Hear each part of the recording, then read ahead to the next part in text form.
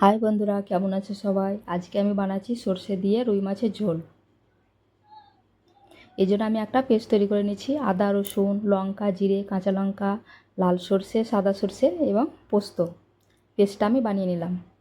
মাছ আমি পরিষ্কার করে ধুয়ে লবণ হলুদ মাখিয়ে নিয়েছি। কড়াইতে আমি তেল দিয়ে দিলাম। তেলটা গরম হয়ে গেছে, এবার আমি এতে মাছগুলো ফ্রাই করে নেব। একটু লো ফ্লেমে মাছগুলোকে ফ্রাই করতে হবে।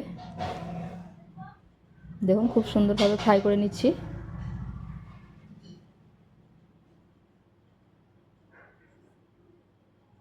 মাছগুলো আমি তুলে নিচ্ছি।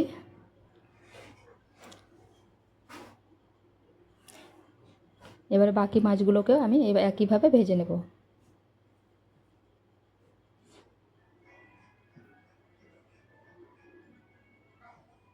এবার ওই তেলের মধ্যে আমি তেজপাতা ও কুচি করে পেঁয়াজগুলো দিয়ে দিলাম। পেঁয়াজটাকে আমি ফ্রাই করে নিচ্ছি। এবারে আমি একটা টমেটো কুচি করে কেটে রেখেছিলাম, টমেটোটা আমি দিয়ে দিলাম। একটু লবণ দিয়ে দিলাম যাতে টমেটোটা সিদ্ধ হয়ে আসে। এরপরে যে মশলার আমি পেস্টটা তৈরি করে রেখেছিলাম ওই পেস্টটা আমি দিয়ে দিচ্ছি।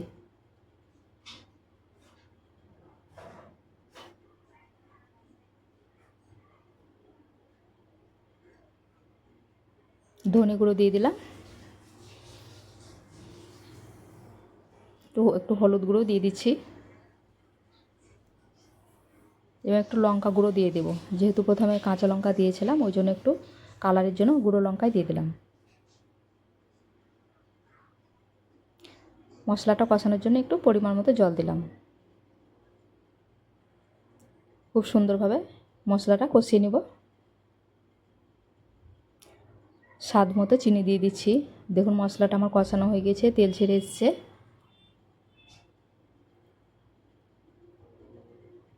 এবার আমি মাছের পরিমাণ অনুযায়ী আমি জল দিয়ে দেব।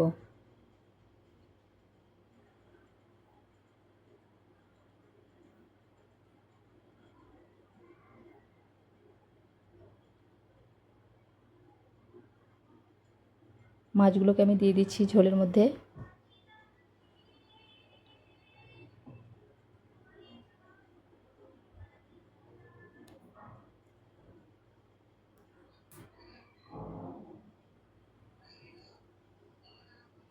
দেখুন, ঝোলটা ফুটে এসছে, গ্রেভি হয়ে এসছে, মানে আমার রান্নাটা কমপ্লিট হয়ে গেছে।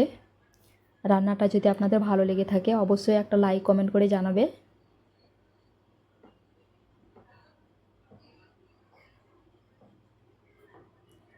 সবাই ভালো থাকবে। Bye, tata.